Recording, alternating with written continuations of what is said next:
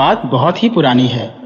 सामंत प्रदेश में एक ब्राह्मण अपने परिवार के साथ रहा करता था। ब्राह्मण और उसकी पत्नी अपने मंझले बेटे को छोड़कर बाकी सभी को बहुत ही प्यार करते थे। मंझला पुत्र उनकी नजरों में नासमझ और बेवकूफ था। उसके रहने या ना रहने से ब्राह्मण दंपति को कोई फर्क नहीं पड़ता था। माता पिता और अपने भाइयों की उपेक्षा के कारण वह अक्सर उदास रहता था। एक दिन उसने फैसला किया कि वह अपने घर को छोड़कर चला जाएगा, और उसने ऐसा ही किया। एक सुबह वह उठा, घर से निकला और फिर कभी लौटकर नहीं आया। भटकते भटकते वह एक गांव के पास से गुजरा, जिसके बाहर एक संत ने कुटिया बना रखी थी। ब्राह्मण पुत्र ने जब संत के दर्शन किए तो वह उनसे बहुत ही प्रभावित हुआ और उन्हें अपना गुरु बनाने की इच्छा प्रकट की। संत ने उसकी इच्छा का आदर करते हुए उसे अपना शिष्य स्वीकार कर लिया।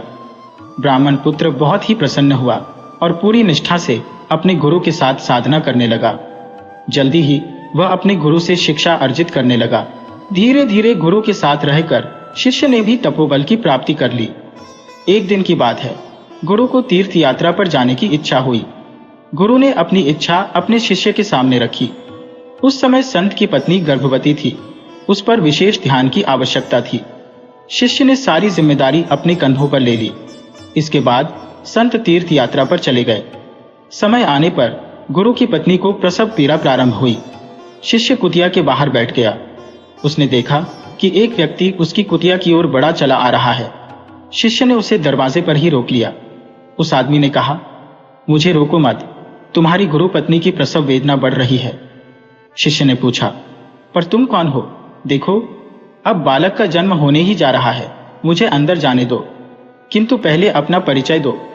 मैं भाग्य देवता हूं, मुझे शीघ्र ही अंदर जाना चाहिए। लेकिन क्यों? क्योंकि मुझे जन्म लेने वाले बालक का भाग्य लिखना है। तो तुम मुझे बताकर जाओ कि क्या लिखने वाले हो उसके भाग्य में। मैं भाग्य नहीं बता सकता, क्योंकि जब तक भाग्य लिखा नहीं जाता मुझे उसके बारे में नहीं पता। ठीक है, तुम अंदर जा सकते हो, लेकिन एक शर्त पर। क्या शर्त है? जल्दी बोलो। उस नवजात का भाग्य तुम मुझे बताकर ही जाओगे। भाग्य देवता ने आश्वासन दिया और लौटकर बताया कि उसकी गुरु की पत्नी ने बालक को जन्म दिया है और इस बालक का जीवन बड़ा ही कठिन है। एक गधा और एक बोरी चावल ही उसके भाग्य में लिखा है जीवन यापन करने के लिए। फिर भाग्य देवता ने कहा, तुम यह बात किसी को मत बताना, वरना यह बात बताते ही तुम्हारे सिर के टुकड़े टुकड़े हो जाएंगे। यह कहकर भाग्य देवता वहां से चले गए। सब कुछ पहले जैसा ही चलता रहा। शिष्य की साधना बढ़ती गई। पुनः गुरुजी को तीर्थ यात्रा पर जाने की इच्छा हुई। इस बार भी उनकी पत्नी गर्भवती थी। बच्चे के जन्म का समय आया। फिर से भाग्य देवता प्रकट हुए। लौटते हुए उन्होंने शिष्य को बताया कि इस बार कन्या ने जन्म लिया है और इस कन्या के भाग्य में वेश्यावृत्ति लिखी है। शरीर बेचकर ही उसके जीवन का यापन होगा। भाग्य देवता ने पुनः उसे चेतावनी दी कि यदि यह बात उसने किसी को कही तो उसके सिर के टुकड़े टुकड़े हो जाएंगे। शिष्य ने सोचा कि इतने महान संत की संतान है, किंतु भाग्य ऐसा। फिर उसने यह सोचकर मन को संतुष्टि दी कि यह सब पूर्व जन्मों का कर्म फल है जो भोगना ही पड़ता है। समय अपनी गति से गुजरता गया। ब्राह्मण पुत्र की शिक्षा पूरी हुई और वह भी भ्रमण करने के लिए निकला। वर्ष पर वर्ष बीतते गए। इसी बीच गुरु और उनकी पत्नी दोनों का स्वर्गवास हो गया। भ्रमण करते करते एक दिन वह ब्राह्मण पुत्र एक नगर में पहुंचा। उसने देखा कि एक युवक गड्ढे पर बोझा ढोकर मजदूरी कर रहा था। शक्ल जानी पहचानी सी लगी। वह उस युवक के पास गया और अपने गुरु का नाम लेकर पूछा कि क्या वह उनका ही पुत्र है। युवक संकोच में पड़ गया। तब ब्राह्मण पुत्र ने अपना परिचय दिया और युवक उन्हें अपने घर ले गया। युवक ने ब्राह्मण पुत्र को अपनी कठिनाइयों के बारे में बताया। ब्राह्मण पुत्र, जो कि अब एक साधु बन चुका था, ने कहा, क्योंकि तुम मेरे गुरु के पुत्र हो, मैं तुम्हारी सहायता जरूर करूंगा, पर जैसा मैं कहूं वैसा ही करना। युवक ने हामी भर दी। इतने में युवक की पत्नी ने ब्राह्मण के समक्ष जल प्रस्तुत किया। ब्राह्मण ने कहा, कल प्रातः काल होते ही तुम अपना गड्ढा बेच आओ और एक बोरी चावल और कुछ अन्य खाने का सामान खरीद लाओ। फिर अपने परिवार के लिए सुबह और शाम के लिए चावल रखकर बाकी सभी चावलों और खाद्य सामग्री को बनाकर गरीब ब्राह्मणों को आमंत्रित करो और उन्हें भोजन करवा दो। लेकिन याद रखना, चावल की बोरी बिल्कुल खाली हो जानी चाहिए। एक दाना भी शेष नहीं रहना चाहिए। युवक चकरा गया। एक दिन तो गुजारा हो जाएगा, किंतु अगले दिन का क्या होगा? ब्राह्मण ने कहा, यह फिक्र तुम छोड़ दो, जैसा मैं कहता हूं वैसे ही करते रहो। युवक ने अपनी पत्नी से सलाह की। उसकी पत्नी ने कहा, तुम्हारे पिता के शिष्य है, इसीलिए विश्वास करने में कोई हर्ज नहीं है। उनके कहे अनुसार करके देख लेना चाहिए। अगले दिन युवक ने ब्राह्मण के कहे अनुसार किया। गधा बेचकर उसने एक बोरी चावल और अन्य खाने का सामान खरीदा। परिवार के लिए कुछ चावल रखकर बाकी सब चावल और सामग्री बनाकर गरीब ब्राह्मणों को भोजन के लिए आमंत्रित किया। युवक और उसकी पत्नी ने सुनिश्चित किया कि चावल की बोरी में एक भी दाना शेष न रहे। सभी गरीब ब्राह्मणों को भोजन कराकर युवक संतुष्ट हुआ। अगले दिन युवक ने देखा कि चावल की बोरी फिर से पूरी तरह भर गई है। वह बहुत हैरान हुआ और उसने तुरंत ब्राह्मण को बुलाया। ब्राह्मण ने मुस्कुराते हुए कहा, यह तुम्हारी सेवा और समर्पण का फल है। जब तक तुम इसी प्रकार गरीबों को भोजन कराते रहोगे, तुम्हारी चावल की बोरी कभी खाली नहीं होगी। युवक और उसकी पत्नी ने ब्राह्मण का धन्यवाद किया और उसी दिन से वे गरीबों की सेवा करने लगे। उनका जीवन सुखमय हो गया और वे अपने परिवार के साथ खुशी खुशी रहने लगे। ब्राह्मण पुत्र ने अपने गुरु का नाम रोशन कर दिया और उसने यह संदेश फैलाया कि सच्ची सेवा और समर्पण से ही जीवन में सुख और समृद्धि आती है। दूसरे दिन प्रातःकाल युवक ने वही किया जो ब्राह्मण पुत्र ने उससे कहा था। शाम को करीब 50 गरीब ब्राह्मणों को उसने भोजन करवाया। वे तृप्त हुए और युवक को आशीर्वाद दिया। अब घर में ना तो चावल था न गधा, जिसके सहारे जैसे तैसे उसका जीवन चल रहा था। युवक को इस चिंता में नींद ही नहीं आ रही थी। वह बाहर सो रहे ब्राह्मण के पास पहुंचा और कहा, तुमने जैसा कहा मैंने वैसा ही किया। अब कल क्या होगा?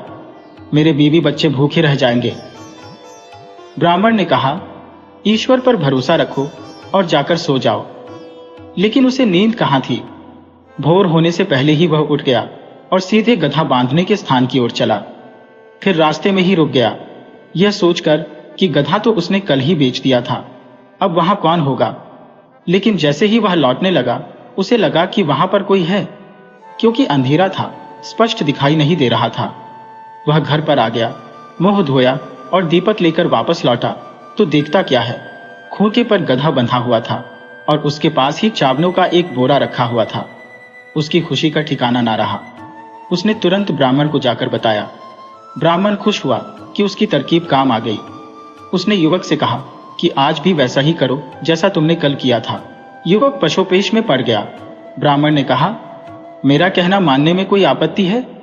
युवक ने फिर से वैसा ही किया। अब वह रोज गधा बेच देता और गरीब ब्राह्मणों को भरपेट भोजन करवाकर चावल की बोरी खाली कर देता। ब्राह्मण ने देखा और सोचा कि वह जो चाहता था वैसा ही हो रहा है। गरीब ब्राह्मणों को भोजन करवाकर युवक अपने पूर्व कर्मों का फल न केवल काट रहा था, बल्कि अगले जन्म के लिए भी पुण्य अर्जित कर रहा था।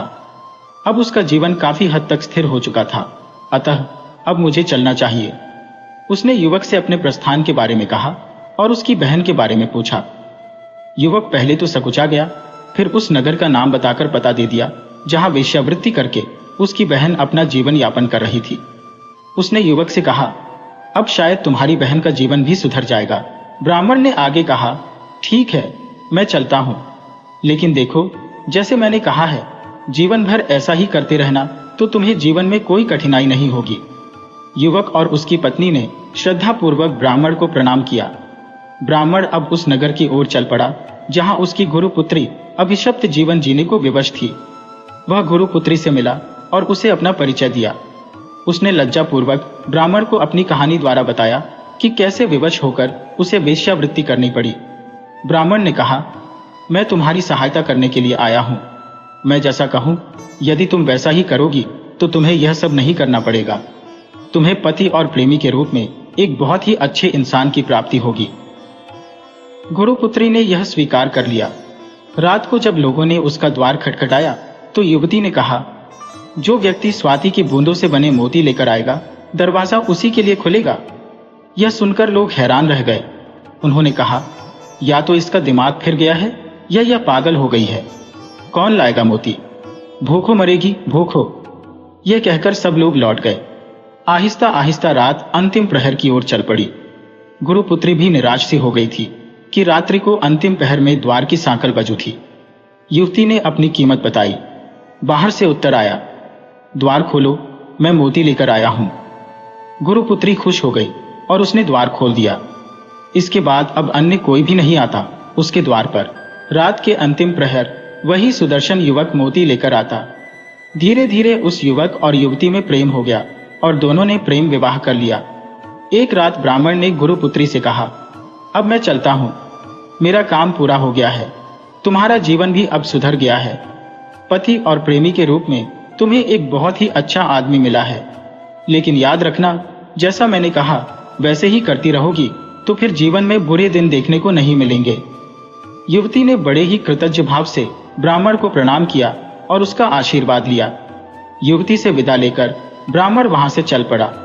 नगर के बाहर आकर ब्राह्मण ने देखा कि एक व्यक्ति हाथ में गधे की डोर थामे और दूसरे हाथ में दोलची लिए तथा सिर पर चावलों की बोरी लिए हुए बड़ी ही जल्दी जल्दी चला जा रहा था। ब्राह्मण ने उसे रोका और पूछा, भाई तुम कौन हो और यह सब लिए किधर जा रहे हो? उस आदमी ने ब्राह्मण को पहचान लिया और कहा, देखो मैं भाग्य देवता हूं, तुमने मेरी क्या हालत बना दी है। पहले चावलों की बोरी और यह गधा लेकर मैं तुम्हारे गुरुपुत्र के यहाँ पर रोज रात को पहुंचता हूं और फिर नहा धोकर यह मोती की दोलची लेकर रात के अंतिम प्रहर तक गुरुपुत्री के यहाँ पर पहुंचता हूं। तो क्या इसमें मेरा दोष है? भाग्य तो आपने ही लिखा था उन दोनों का, किंतु तुमने अपनी चतुराई से उस भाग्य को मात दे दी। अब कृपया मुझे बख्श दो। देखो चावलों की बोरी धोते धोते मेरा बुरा हाल हो गया है, तो मैं क्या करूं? सब कुछ तुम्हारे हाथ में है। पूर्व जन्म के कर्म बंधन अब तक तो कट गए होंगे। दोनों को सुखमय जीवन प्रदान कर दो तो तुम्हारे कष्ट भी दूर हो जाएंगे। भाग्य देवता ने प्रसन्नता पूर्वक उसकी बात मान ली। इसके बाद गुरुपुत्री और गुरुपुत्र का जीवन सुखमय हो गया।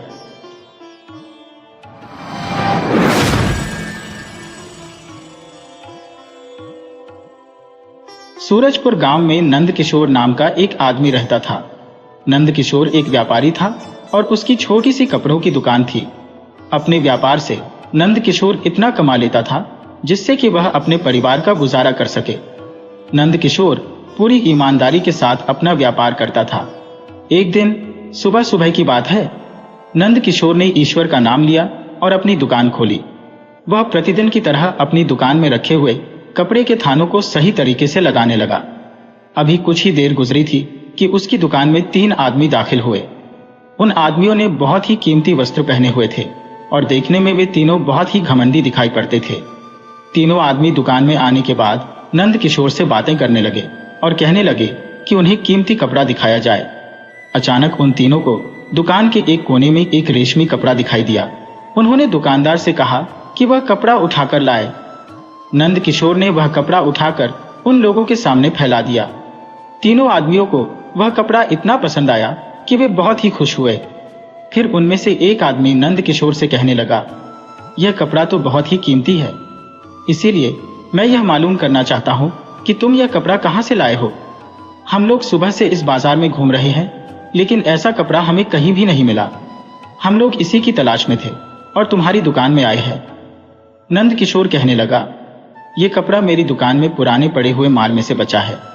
असल बात यह है कि यह कपड़ा बहुत ही महंगा है और मेरे ग्राहक ऐसा महंगा कपड़ा खरीदने की हैसियत नहीं रखते, इसीलिए यह कपड़ा बच गया है। किसी ने भी इस कपड़े को नहीं खरीदा। तीनों आदमियों ने वह कपड़ा उठाया और बिना कुछ कहे सुने दुकान से बाहर की तरफ चल दिए। नंद किशोर उनके पीछे दौड़ा और कहने लगा, अरे भाई, इस कपड़े की कीमत तो देते जाओ। उन तीनों में से एक आदमी नंद किशोर से कहने लगा, भाई तुम कल राजमहल में आ जाना, हम नगर के राजा के राज दरबारी हैं। वहां आकर हमारा पता मालूम कर लेना और कपड़े की कीमत ले जाना। नंद किशोर यह बात सुनकर हैरान और परेशान हो गया। वह जान चुका था कि इन आदमियों से कपड़े की कीमत वसूल करना आसान न होगा। जब वे लोग दुकान से चले गए तो नंद किशोर वापस अपने काम में जुट गया। जैसे तैसे करके वह दिन गुजर गया। अगले दिन नंद किशोर उठा और सबसे पहले राजमहल में जाने का निश्चय किया ताकि अपने कपड़े की कीमत वसूल कर सके। जब वह राजा के महल की तरफ जा रहा था तो मन ही मन में सोच रहा था कि आज अपने कपड़े के अच्छे दाम वसूल कर लूंगा, परंतु असल बात से वह बिल्कुल अनजान था। जब वह राजमहल में पहुंचा तो उसने देखा कि महल के चारों तरफ पहरेदार खड़े थे। नंद किशोर पहरेदार के पास गया और उन्हें कल की सारी बात बताई। वह उन तीनों आदमियों की पहचान बताकर उनके बारे में पूछने लगा जो उसकी दुकान से कपड़ा खरीद कर लाए थे। पहरेदार ने जब नंद किशोर की बात सुनी तो कहने लगे, तुम कल आना, तुम्हारा काम हो जाएगा। नंद किशोर मन में सोच रहा था कि वह आज ही कपड़े की अच्छी कीमत वसूल कर लेगा, लेकिन जब उसने यहाँ के हालात देखे तो बड़ा ही मायूस होकर अपने घर लौट आया। अगले दिन वह फिर से अपनी रकम मांगने के लिए राजमहल में आ पहुंचा। इस बार पहरेदार ने उससे कहा, तुम 1 हफ्ते के बाद आना। नंद किशोर उदास मन से घर वापस लौट आया। जब वह 1 हफ्ते के बाद फिर से राजमहल में आया तब भी उसे इसी तरह से लौटा दिया गया। अगली बार जब नंद किशोर महल में पहुंचा तो इस बार वह पहरेदार से कहने लगा, मैं पिछले कई हफ्तों से अपनी रकम के लिए यहाँ पर चक्कर लगा रहा हूँ, लेकिन मुझे खाली हाथ वापस जाना पड़ता है। तब उन पहरेदारों में से एक नेक दिल पहरेदार उसे एक कोने में ले गया और कहने लगा, अरे भाई, तुम तो बहुत ही सीधे साधे आदमी मालूम पड़ते हो। जिन राज दरबारियों को तुम ढूंढ रहे हो उन्होंने हमें तुम्हारा हुलिया बताकर यह आदेश दिया है कि इस शक्ल सूरत का कोई आदमी अपनी रकम वसूल करने के लिए यदि महल में आए तो उसे आज और कल का वायदा करके टालते रहे जब तक कि वह थक ना जाए। इसीलिए तुम खुद ही सोचो कि तुम कब से चक्कर लगा रहे हो और आज तक तुम्हारी रकम का कोई अता पता नहीं है। मेरी मानो तो तुम अब इसका ज्यादा सिर दर्द मत लो। अपने कपड़ों की कीमत तो तुम भूल ही जाओ। नंद किशोर कहने लगा, मैंने ना तो वह कपड़ा चुराया था और ना ही बेईमानी से खरीदा था जो मैं उसकी कीमत भूल जाऊं। मैं यहाँ पर कोई भीख मांगने नहीं आता, मैं अपने हक का पैसा मांगता हूँ। मैं रोज रोज यहाँ पर नहीं आ सकता। अगर राजा के कर्मचारियों ने मेरी कमाई मुझे ना दी तो मैं सीधा महाराज के पास जाकर उनकी शिकायत करूंगा। पहरेदार कहने लगा, मैंने तो तुम्हें सच्चाई बता दी है, अब तुम्हारी मर्जी, तुम जैसा चाहो वैसा करो। मैं एक बार फिर तुमसे कहता हूं कि अगर अपनी खुशी और सलामती चाहते हो तो अपने कपड़े की कीमत भूल जाओ। पहरेदार की बातें सुनकर नंद किशोर मन महसूस कर वहां से चला गया, लेकिन इसके बावजूद भी नंद किशोर राजमहल के चक्कर लगाता रहा और उन राज दरबारियों के बारे में पूछता रहा, लेकिन उसे कुछ भी मालूम न पड़ा। नंद किशोर ने अब तक उम्मीद नहीं छोड़ी थी। उसे उम्मीद थी कि किसी न किसी दिन वह उन राज दरबारियों को बाजार की गलियों में ढूंढ ही लेगा और फिर उनसे अपनी रकम जरूर मांगेगा। नंद किशोर का यह अंदाजा गलत नहीं था। कुछ दिन गुजरे जब नंद किशोर अपनी दुकान बंद करके बाजार से गुजर रहा था कि उसने देखा वही तीनों आदमी घोड़े पर सवार होकर बड़ी ही तेजी से जा रहे थे। नंद किशोर आगे बढ़ा और मुस्कुराते हुए उनको नमस्कार किया। इसके बाद नंद किशोर ने अपने कपड़े की कीमत के बारे में उनसे बात की। उन तीनों आदमियों ने जब नंद किशोर की बातें सुनी तो जोर जोर से हंसने लगे। उनमें से एक आदमी आगे बढ़कर कहने लगा, क्या तुम पागल हो गए हो? कौन सा कपड़ा, कैसी रकम? नंद किशोर ने बड़ी ही विनम्रता से पूरी घटना उन्हें बताई और अपनी दुकान की पहचान भी बताई। उनमें से एक आदमी कहने लगा, क्या हम तुम्हारे उस मामूली से कपड़े के लिए ही रह गए हैं? अगर हमें किसी वस्तु की जरूरत होती है तो हम सिर्फ आदेश करते हैं और सब कुछ हमारे सामने हाजिर हो जाता है। हमारे पास इतना समय नहीं है कि हम लोग बाजार में जाएं और तुम जैसे मामूली दुकानदार से कपड़ा खरीदें। उन्होंने इतना कहा और अपने अश्व की लगाम कसकर आगे बढ़ने लगे। नंद किशोर ने देखा कि उसकी पूंजी डूब जाएगी और उस पर मिथ्या आरोप भी लगेगा, तो उसने आगे बढ़कर उनमें से एक के घोड़े की लगाम पकड़ ली। उस व्यक्ति को नीचे खींच लिया और अगले ही पल दोनों में हाथापाई होने लगी। बाकी दोनों व्यक्ति थोड़ा आगे निकल गए थे, लेकिन शोर सुनते ही वापस लौट आए और तीनों ने मिलकर नंद किशोर की खूब पिटाई की। इस अत्याचार को सहन न कर पाने के कारण नंद किशोर ने उनमें से एक के चेहरे पर नाखूनों से खरोंच दी। इस हाथापाई में उन तीनों व्यक्तियों को भी चोटें आईं। झगड़े के बाद वे तीनों घोड़े पर सवार होकर भाग गए। नंद किशोर बेचारा घायल अवस्था में अपने घर लौटा। जब नंद किशोर की पत्नी ने उसकी हालत के बारे में पूछा तो नंद किशोर ने पूरी घटना विस्तार से बता दी। उसने कहा, देखो, मैं घायल तो हूं, लेकिन मैं खुश हूं कि मैं राजा के दरबारियों से मुकाबला करके आया हूं। अगर ऐसा न करता तो मन ही मन कुंठित रहता। कुछ दिनों तक नंद किशोर घर पर ही रहा। उसकी पत्नी ने उसकी देखभाल की, जिससे उसकी तबीयत पूरी तरह ठीक हो गई। स्वस्थ होने के बाद नंद किशोर फिर से अपनी दुकान पर चला गया। दुकान पहुंचने पर वह अपने सामान को ठीक से लगाने लगा। तभी नगर के कोतवाल के 2 सिपाही उसकी दुकान पर आ खड़े हुए। नंद किशोर ने पूछा, क्या काम है भाई?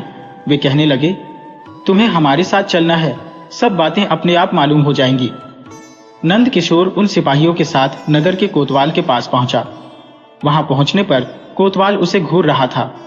नंद किशोर ने पूछा, हुजूर, मुझे यहां क्यों बुलाया गया है? कोतवाल ऐसे सवाल सुनने का आदी नहीं था।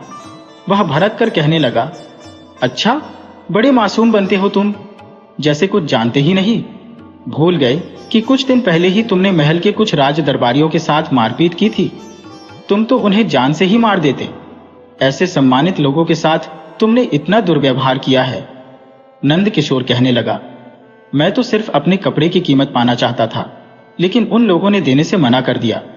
वे 3 थे और मैं अकेला था। उन्होंने मुझे मारा पीटा, ना कि मैंने उन्हें। कोतवाल कहने लगा, तुमने बड़ी ही गलती की है। क्या एक मामूली सा कपड़ा तुम उन लोगों को तोहफे के रूप में नहीं दे सकते थे? राजमहल के दरबारियों के लिए इतना भी नहीं कर सकते? नंद किशोर ने देखा कि जब उसे ही अपराधी ठहराया जा रहा है तो वह कहने लगा, कोतवाल साहब, वे तीनों कपड़ा खरीदने के इरादे से मेरी दुकान पर आए थे, ना कि अपने लिए तोहफा लेने के लिए। मैं राजमहल के चक्कर लगाता रहा, लेकिन मुझे कोई जवाब नहीं मिला। कई दिनों के बाद जब इन्हें बाजार में देखा तो इन्हें रोक लिया और अपने कपड़े की कीमत मांगने लगा। ये लोग कहने लगे, क्या तुम पागल हो गए हो? हमने तुमसे कोई कपड़ा नहीं खरीदा। हुजूर, अब आप ही बताइए, अगर किसी को तोहफा चाहिए तो वह ऐसा व्यवहार करेगा? कोतवाल कहने लगा, मैं नहीं जानता कि तुमने क्या किया, लेकिन मेरी जिम्मेदारी है कि महाराज ने मुझे आदेश दिया है कि तुमने उनके राज दरबारियों से उलझकर उनका अपमान किया है। इसीलिए तुम्हें कारागार में भेजा जाएगा और तुम्हारी दुकान को भी जब्त कर लिया जाएगा। तुम्हारी यह सजा देखकर बाकी लोगों को भी सबक मिलेगा और फिर से कोई भी राज दरबार के दरबारियों के साथ ऐसा दुर्व्यवहार नहीं करेगा। नंद किशोर ने जब यह सुना तो उसकी आंखों के आगे अंधेरा छा गया। कोतवाल फिर से कहने लगा, क्योंकि तुम मुझे एक बहुत ही सीधे साधे आदमी लगते हो, इसीलिए मैं तुम्हें कारागार में नहीं डालूंगा और महाराज को इसके बारे में क्या कहना है वह मैं खुद ही देख लूंगा। लेकिन तुम्हारी दुकान में रखी संपत्ति हर हाल में जब्त की जाएगी। तुम्हारी दुकान में जितना भी माल पड़ा है, अब तुम्हारा उस पर कोई हक नहीं है। अब जाओ और अपनी पत्नी और बच्चों की फिक्र करो। नंद किशोर बेचारा बहुत ही दुखी और मायूस हो चुका था। इसी हालत में वह अपने घर पहुंचा। अगले दिन नंद किशोर की दुकान पर कोतवाल के भेजे हुए सैनिक आए। उसकी दुकान में जितना भी माल रखा था वह जब्त करके अपने साथ ले गए। नंद किशोर अब बिल्कुल खाली हो गया था। वह मायूस था, लेकिन सोच रहा था कि जैसे भी हो गुजारा तो करना ही होगा। कुछ सोचकर नंद किशोर अपने व्यापारी दोस्तों के पास गया और उनसे कुछ धन उधार ले आया। उस धन से नंद किशोर ने कुछ कपड़ा खरीदा और वापस अपनी दुकान में लौट आया। वह एक बार फिर से दुकान चलाने की कोशिश करने लगा। नंद किशोर को विश्वास था कि एक बार फिर से वह अपने व्यापार को अच्छे से चला पाएगा और अपने व्यापारी मित्रों से लिए हुए धन को भी वापस कर पाएगा। लेकिन किस्मत का खेल ऐसा हुआ कि छोटी सी दुकान से वह अपने घर का खर्च तो जैसे तैसे चला पाया, लेकिन व्यापारियों का कर्जा वापस ना कर सका। कुछ व्यापारी जिनको नंद किशोर पर विश्वास था वे तो कर्ज मानने नहीं आए, लेकिन 1-2 व्यापारी ऐसे भी थे जो अपना कर्ज वापस पाने के लिए बेसब्र हो रहे थे। वे लोग प्रतिदिन नंद किशोर के यहाँ आने लगे और रोज अपना कर्जा मांगने लगे। बेचारा नंद किशोर शर्मिंदगी से अपना सिर झुका लेता, लेकिन यह सिलसिला ज्यादा दिन तक न चल सका। नंद किशोर सोचने लगा, आखिर कब तक मैं कर्जदारों को टालता रहूंगा। उसे लगने लगा कि अब ज्यादा दिन तक वह इन लोगों का सामना नहीं कर सकता, ना ही उनसे और अधिक समय मांग सकता है। इसीलिए नंद किशोर ने एक फैसला किया कि कुछ दिनों के लिए वह अपनी दुकान बंद कर देगा, ताकि कर्ज वसूल करने वालों से कुछ दिनों के लिए वह बच सके। नंद किशोर ने यह सोचकर अपनी दुकान बंद कर दी और किसी अन्य काम की तलाश में निकल पड़ा। उसने गांव से बाहर एक चक्की वाले का स्मरण किया, जो नंद किशोर के पिता का पुराना मित्र था। जब नंद किशोर चक्की वाले के पास पहुंचा तो उसने अपनी सारी व्यथा सुनाई और प्रार्थना की कि उसे कुछ दिनों के लिए मजदूरी करने की अनुमति दी जाए। चक्की वाले ने उसकी बात सुनी और कहा, बेटा, मुझे तुम्हें काम पर रखने में कोई आपत्ति नहीं है। जब तक तुम्हारी इच्छा हो तुम यहाँ काम कर सकते हो। पर मुझे चिंता है कि क्या तुम इतनी कठिन मेहनत कर पाओगे। आटे की बोरियां उठाकर इधर उधर रखनी पड़ेंगी। नंद किशोर के पास अपनी इज्जत बचाने के अलावा कोई विकल्प नहीं था। उसने कहा, मैं हर तरह का कठिन काम करने को तैयार हूं। शुरुआत में यह सब मुश्किल लगेगा, लेकिन धीरे धीरे आदत पड़ जाएगी। मुझे पूरी उम्मीद है कि कुछ दिनों में हालात सुधर जाएंगे और मैं फिर से अपने पुराने काम पर लौट जाऊंगा। उसी दिन से नंद किशोर ने चक्की में काम करना शुरू कर दिया। इस तरह की कठिन मेहनत की उसे आदत नहीं थी, परंतु वह खुशी खुशी चक्की वाले का मजदूर बन गया। कुछ दिनों तक वह अपने कर्जदारों का सामना करने से बचा रहा। अब वह रात को थका हारा अपने घर लौटता था। एक दिन जब वह चक्की पर बहुत मेहनत से काम कर रहा था, उसे बाहर कुछ शोरगुल और चिल्लाने की आवाजें सुनाई दी। वह तेजी से बाहर निकला और देखा कि वही कर्जदार जिनसे वह बचने की कोशिश कर रहा था वहां आ पहुंचे थे। वे कर्जदार चिल्ला रहे थे और मांग कर रहे थे कि नंद किशोर को पकड़कर नगर के कोतवाल के सामने पेश किया जाए। उनके शोरगुल से आसपास के लोग भी वहां इकट्ठा हो गए। नंद किशोर ने कहा, भाइयों, मैं आप लोगों का कर्ज चुकाने के लिए ही इतनी कड़ी मेहनत कर रहा हूं। उनमें से एक आदमी ने कहा, अब तुम हमसे बहस करने लगे हो। तुमने कर्ज लेकर अपनी दुकान बंद कर दी और यहां छुप गए। क्या तुम सोचते हो कि हमारे चंगुल से बच जाओगे? हम तुम्हें 1 सप्ताह का वक्त देते हैं। यदि इस समय में तुमने हमारा कर्ज नहीं चुकाया तो जो भी होगा उसके जिम्मेदार तुम खुद होगे। यह कहकर वे लोग वापस लौट गए। नंद किशोर का दिल बैठा जा रहा था। भीड़ खत्म हो चुकी थी, लेकिन एक आदमी अब भी वहां खड़ा था। वह आदमी नंद किशोर के पास आया और हौसला देते हुए कहा, भाई, चिंता मत करो और ईश्वर पर भरोसा रखो। क्या मैं जान सकता हूं कि आखिर तुम्हारे साथ हुआ क्या है? नंद किशोर ने उस भले आदमी को अपनी पूरी कहानी बताई। कैसे कुछ लोग उसकी दुकान पर कपड़ा खरीदने आए थे जो खुद को राजा के दरबारी कहते थे। कैसे उसने अपने कपड़े की कीमत वसूलने के लिए राजमहल के चक्कर लगाए। कैसे शहर के कोतवाल ने उसकी सारी संपत्ति जब्त कर ली और अब वह इस चक्की पर काम कर रहा है। वह आदमी नंद किशोर को हौसला देते हुए कहने लगा, चिंता मत करो भाई, ईश्वर के घर में देर है, अंधेर नहीं। इतना कहकर वह वहां से चला गया। नंद किशोर फिर से हौसला करके उठा और वापस अपने काम में लग गया। नंद किशोर को अब समझ में नहीं आ रहा था कि क्या करे।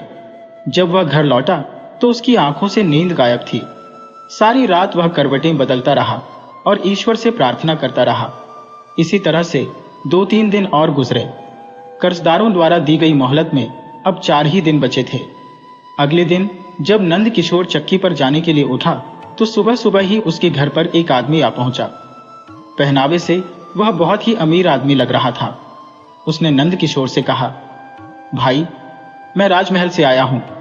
महाराज ने मुझे खास तौर पर तुम्हें बुलाने के लिए भेजा है।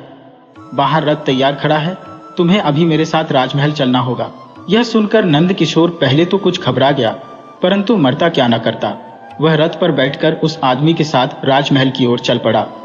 वह आदमी नंद किशोर को सीधा महाराज के पास ले आया। नंद किशोर, जो मन ही मन में बहुत घबरा रहा था, सिर झुकाए हुए महाराज के सामने खड़ा हो गया। उसे इस बात का अंदेशा था कि अवश्य ही उसके कर्जदारों ने महाराज के पास शिकायत कर दी होगी और अब महाराज उसे कोई सजा देंगे। महाराज ने नंद किशोर की तरफ देखा और कहने लगे, नंद किशोर, मुझे मालूम है कि तुम्हारे साथ क्या हुआ है और मैं तुम्हारे साथ पूरा इंसाफ करूंगा। यह सुनकर नंद किशोर ने नजरें उठाईं और महाराज की तरफ देखने लगा। कुछ पल के लिए वह राजा के चेहरे को देखता ही रह गया। उसे ऐसा लगा जैसे उसने महाराज को पहले भी कहीं देखा है। हैरान परेशान नंद किशोर एक तक महाराज के चेहरे की तरफ देखता रहा, परंतु काफी देर तक सोचने के बाद भी वह यह नहीं जान सका कि उसने महाराज को पहले कहां देखा है। नंद किशोर के चेहरे पर परेशानी देख महाराज कहने लगे, किशोर, मैं समझ गया हूं कि तुम क्या सोच रहे हो। तुम मुझे पहचान नहीं पाओगे। चलो, मैं ही तुम्हें सच्चाई बता देता हूं।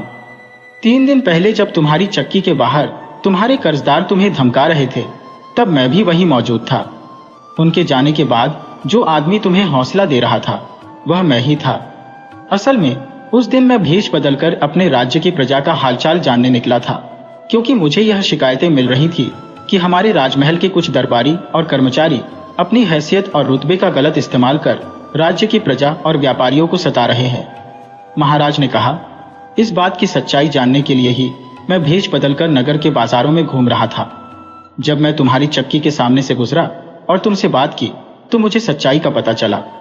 इसके बाद मैंने महल में अपने सबसे भरोसेमंद मंत्री अमरसेन से मुलाकात की और उन्हें तुम्हारे बारे में सारी जानकारी जुटाने को कहा।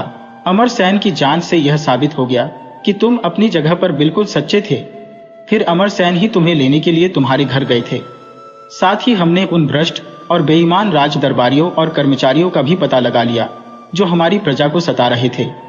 नगर के उस कोतवाल को भी गिरफ्तार कर लिया गया है जो इनके साथ मिलकर प्रजा के साथ अन्याय कर रहा था। राजमहल के उन पहरेदारों को भी हटा दिया गया है जो इन भ्रष्टाचारियों के साथ मिले हुए थे। हम तुम्हारे आभारी हैं कि तुमने हमारे महल के भ्रष्ट दरबारी और कर्मचारियों का पर्दाफाश करने में हमारी सहायता की। इसके बदले में हम तुम्हें इनाम के तौर पर अशर्फियों की एक थैली देते हैं जिससे तुम अपना कर्ज अदा कर सकोगे और फिर से अपना व्यापार शुरू कर सकोगे। सारी बातें जानकर नंद किशोर की आंखों में आंसू आ गए।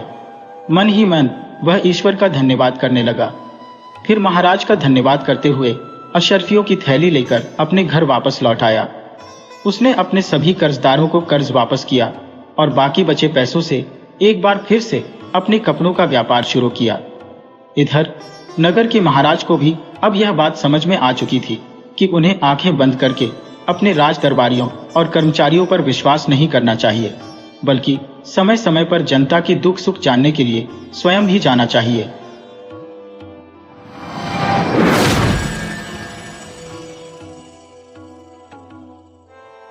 बहुत समय पहले की बात है। एक छोटे से गांव दीनापुर में दो किसान भाई गंगाधर और श्रीधर रहते थे। उनमें से एक गरीब था और दूसरा अमीर।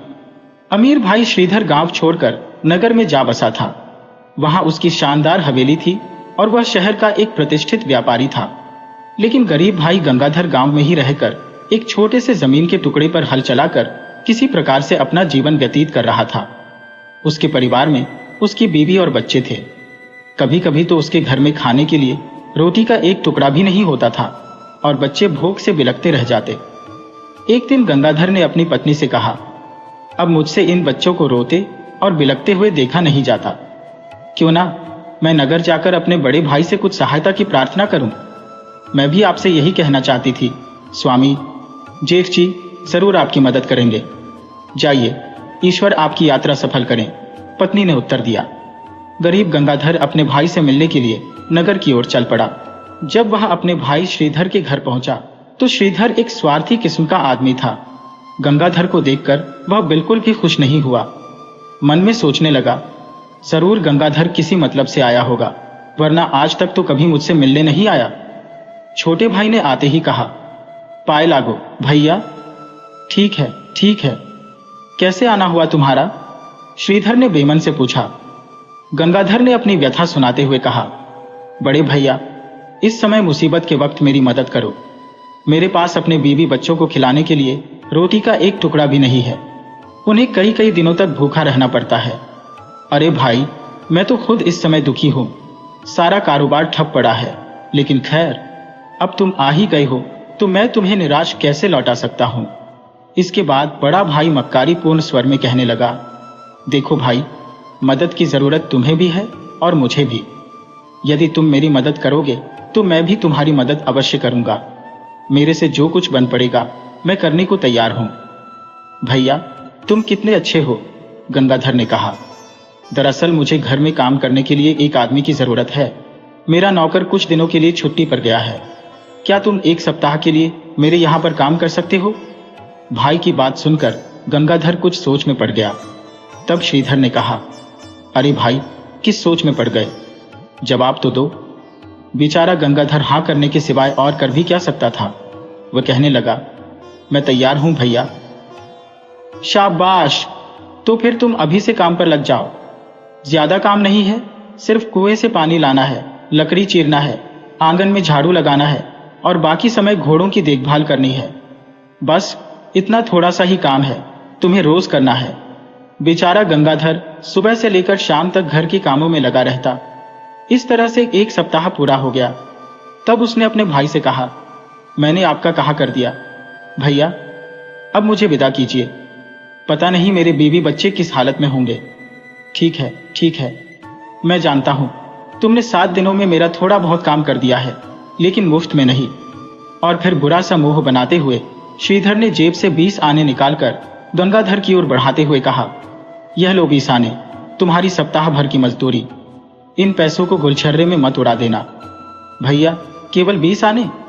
तो क्या 7 दिन के थोड़े से काम के लिए तुम्हें 500 आने दूं? नाराज क्यों होते हो भैया? ना होने से तो यह 20 आने भी अच्छे हैं। अच्छा, प्रणाम, अब मुझे आज्ञा दीजिए। लेकिन गंगाधर अभी जाने के लिए द्वार की ओर पलटा ही था कि कुछ याद आते ही श्रीधर उसे टोकते हुए बोला, अरे हाँ भाई गंगाधर, एक बात तो तुमसे कहनी भूल ही गया। अगले सप्ताह तुम मेरे यहाँ पर मेहमान होगे, क्योंकि अगले सप्ताह मेरा जन्मदिन है और तुम्हें अवश्य आना है। साथ में अपनी पत्नी को भी लेते आना। यह सुनकर गंगाधर बहुत ही खुश हुआ और मन ही मन में सोचने लगा, कितना भला है मेरा भाई, मैं बेकार ही इन्हें गलत समझ रहा था।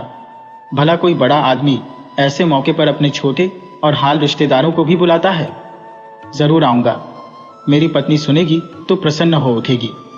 गरीब गंगाधर ने घर पहुंचकर वह 20 आने अपनी पत्नी को देते हुए कहा, इसे संभालकर खर्च करना भाग्यवान गिवान, वरना 2 दिनों में ही भूखे मरने की नौबत आ जाएगी। बस केवल 20 आने? इतने दिनों के बाद लौटे तो वह भी केवल 20 आने लेकर? भला इससे क्या होगा? क्या जेठ जी ने तुम्हारी कोई मदद नहीं की? तब गंगाधर ने सारी कहानी अपनी पत्नी को कह सुनाई। सारी बात जानकर वह कहने लगी, ओह, यह उम्मीद नहीं थी जेठ जी से कि वह ऐसा व्यवहार करेंगे। अरे भाग्यवान, तो उन्हें इतना बुरा मत समझ, वह तो बहुत ही उदार है। अगले सप्ताह उनका जन्मदिन है, हमें भी मेहमानों की तरह आमंत्रित किया है उन्होंने। क्या सचमुच? तब तो आनंद आ जाएगा। अब क्योंकि नगर का सफर काफी लंबा था, इसीलिए गंगाधर और उसकी पत्नी ने अपने बच्चों को पड़ोसी के यहाँ पर छोड़ा और श्रीधर के घर की ओर चल पड़े। जब वह श्रीधर के घर पहुंचे तो गंगाधर ने अपने भाई से कहा, भैया, मैं ठीक समय पर आ गया हूं ना? साथ में अपनी पत्नी को भी लाया हूं। ठीक है, जाओ उधर जाकर बैठ जाओ। अब गंगाधर और उसकी पत्नी घर के एक कोने में जाकर बैठ गए। बेचारा गंगाधर और उसकी पत्नी श्रीधर की मंशा से अनभिज्ञ चुपचाप एक कोने में बैठे रहे। वे मेहमानों को खाते पीते और हंसते बतियाते देखते रहे। श्रीधर ने अपने भाई और उसकी पत्नी की तरफ कोई भी ध्यान नहीं दिया। जब दावत खत्म हो गई और सभी मेहमान अपने अपने घर को चले गए, तब गंगाधर ने अपने भाई से कहा, भैया, सब चले गए हैं, अब हमें भी तो आज्ञा दो। अरे इस समय ना भाई ना, इतनी रात गए मैं तुम्हें जाने नहीं दूंगा।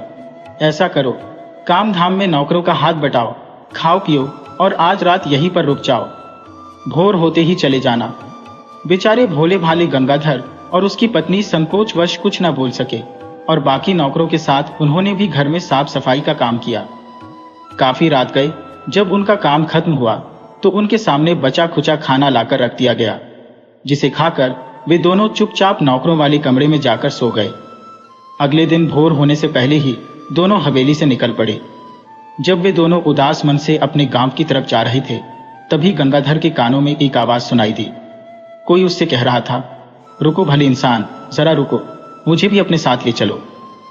आवाज सुनकर गंगाधर ठहर गया और जब उसने आवाज की दिशा में मुड़कर देखा तो एक पेड़ के नीचे पिंजरे में एक तोता बंद था। गंगाधर ने जब यह देखा कि एक तोता मनुष्य की भाषा बोल रहा है तो वह हैरान रह गया। गंगाधर तेज कदमों से उस तोते के पास पहुंचा और कहने लगा, अरे पक्षी होकर तुम मनुष्यों की भाषा कैसे बोल लेते हो? तब उसकी पत्नी कहने लगी, अजी, आप नहीं जानते, मैंने कई तोतों को मनुष्य की भाषा में बात करते देखा है। मेरी नानी के पास भी एक ऐसा ही तोता था। उनकी बातें सुनकर तोता कहने लगा, सुनो भले मानस, मैं यहाँ इस जंगल में अकेला हूं, क्या तुम मुझे अपने साथ अपने घर ले जा सकते हो? गंगाधर ने तपाक से कहा, हाँ, क्यों नहीं, तुम्हारे जैसा पक्षी पालने का मन भला किसका नहीं करेगा।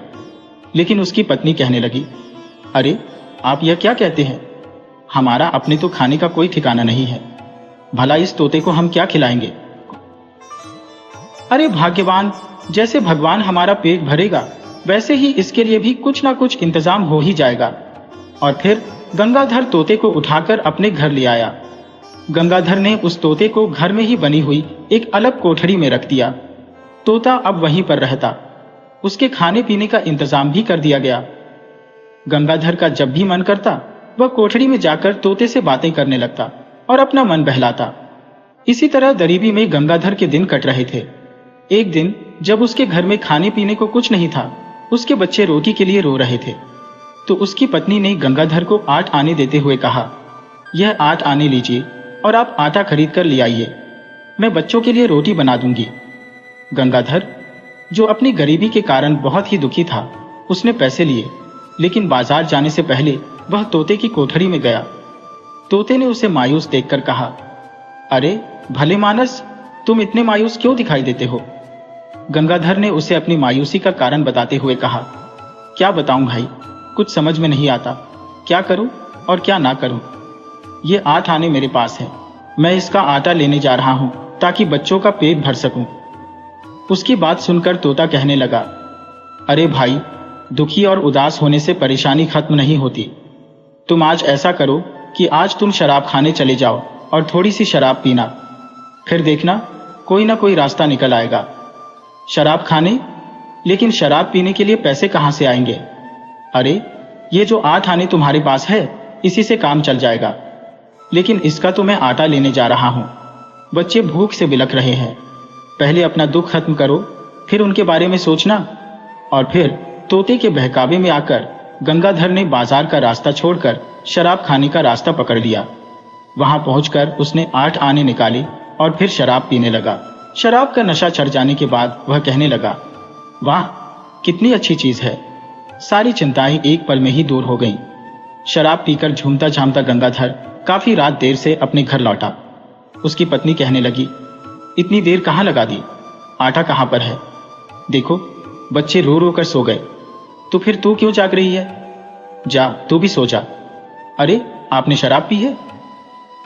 चुप, ना समझ, मैं शराब नहीं बल्कि चिंता से मुक्त होने वाली दवाई पीकर आया हूं। अब जाकर सो जा और मुझे भी सोने दे। लेकिन सुबह जब गंगाधर उठा तो उसके सामने फिर से वही दृश्य था। उसके बच्चे भूख से बिलख रहे थे।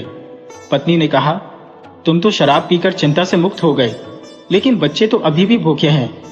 पत्नी की बात सुनकर वह गुस्से में आकर कहने लगा, भूखे हैं तो मैं क्या करूं? किसी से थोड़ा सा आटा उधार मांग ला और इनके मुंह में ठूंस दे। अब तो यही करना होगा, पता नहीं कोई आटा देगा भी या नहीं। गंगाधर कहने लगा, इन सब ने मिलकर तो मेरा दिमाग खराब कर दिया है। अपनी पत्नी के घर से बाहर जाते ही गंगाधर एक बार फिर से तोते वाली कोठरी में गया। तोता उसे देखकर कहने लगा, अरे भले मानस, उदास और दुखी मत हो, यह दुख तो केवल कुछ ही पलों के लिए है। जाओ शराब खाने और थोड़ी सी शराब पी लो, फिर देखना कल की ही तरह तुम्हारी सारी चिंताएं दूर हो जाएंगी। लेकिन पीने के लिए मेरे पास अब पैसा नहीं है। अरे भाई, तुम्हारे घर में जो पीतल की हांडी रखी है वह कब काम आएगी? तुम वह हांडी लो, उसे बाजार में बेच दो, जो पैसे मिले उससे शराब पी लो। तोते के बहकावे पर गंगाधर की बुद्धि एक बार फिर से भ्रष्ट हो गई। उसने हांडी को बाजार में बेचा और बच्चों को रोता हुआ छोड़कर शराब खाने शराब पीने पहुंच गया। उस रात भी जब गंगाधर शराब पीकर अपने घर लौटा तो उसकी पत्नी अपना माथा पीटकर कहने लगी, हे भगवान, यह तो आज फिर से शराब पीकर आए हैं। चुप हो जा, ओ मूर्ख, अगर पी भी है तो अपने पैसों की पी है। और फिर गंगाधर खर्राटे भरता हुआ सो गया। अब तो जैसे रोज का यही नियम था। अगली सुबह जब उसकी पत्नी फिर से बच्चों के खाने का इंतजाम करने के लिए घर से बाहर गई तो गंगाधर तोते की कोठरी में गया। तोते ने कहा, क्यों भाई, आज तुम उदास क्यों हो? गंगाधर ने कहा, कारण तो तुम्हें मालूम ही है, घर में खाने के लिए कुछ भी नहीं है। तोता एक बार फिर से उसे शराब पीने के लिए उकसाने लगा। थोड़ी सी पी लो गंगा भाई, जब दिमाग ठीक से काम करेगा तभी दुखों से छुटकारा पाने का कोई उपाय आएगा। कहते तो तुम ठीक हो भाई, लेकिन अब शराब पीने के लिए पैसे कहां से आएंगे? अरे पैसे की क्या जरूरत है, तुम्हारे पास तुम्हारे बैल है ना, बस वही काफी है। क्या, मेरे बैल? गंगाधर ने तुरंत अपने बैलों को खोलकर उन्हें बाजार में बेच दिया और फिर से वह शराब खाने पहुंच गया। अब उसके पास इतने पैसे थे कि वह पूरे 1 हफ्ते तक आराम से शराब पी सकता था। शराब पीकर जब वह अपने घर पहुंचा तो पत्नी चिल्लाने लगी, अरे बैल बेचकर भी शराब पी आए, आपकी बुद्धि को क्या हो गया है? बैल ही बेचे हैं ना, तुम्हें तो नहीं बेच दिया? जाकर सो जा, अच्छे भले दिमाग को खराब मत कर। अगले दिन जब गंगाधर का नशा उतरा तो उसकी पत्नी कहने लगी, शर्म आनी चाहिए आपको। यदि शराब पीने की यह लत ऐसे ही चलती रही तो एक दिन घर बार भी बिक जाएगा। मुझे माफ कर दो लाजो, सचमुच मैं मूर्खता कर रहा था, लेकिन अब मैं और नहीं करूंगा। उसकी पत्नी समझदार थी, उसे भी यह समझते हुए देर न लगी कि जो कुछ भी हो रहा है गंगाधर को उसका पछतावा है, इसीलिए वह उसको समझाते हुए कहने लगी, अब जो होना था वह हो चुका, लेकिन आप आइंदा ऐसा कुछ भी मत कीजिएगा। ठीक है भाग्यवान, आज से ही मैं खेतों में काम करूंगा, किसी के बैल उधार मांगकर खेतों में काम शुरू करता हूं। ये सोचकर गंगाधर अपना हल उठाकर खेतों की तरफ जाने लगा कि तभी कोठरी में से तोते ने उसे आवाज लगाई। जब वह तोते के पास पहुंचा तो तोता कहने लगा, क्यों भाई गंगाधर, आज तुम शराब पीने नहीं जाओगे? तोता भाई, अब मेरे पास बचा ही क्या है जिसे शराब में डुबो दो, अब तो मुझे काम पर ही जाना पड़ेगा। तोता कहने लगा, अरे शराब नहीं पियोगे? तुम्हें तो आज भी शराब मिल सकती है। एक बार फिर से गंगाधर तोते के बहकावे में आ गया। तोते ने कहा, तुम यह अपना हल बाजार में बेच दो और इसकी शराब पी लो।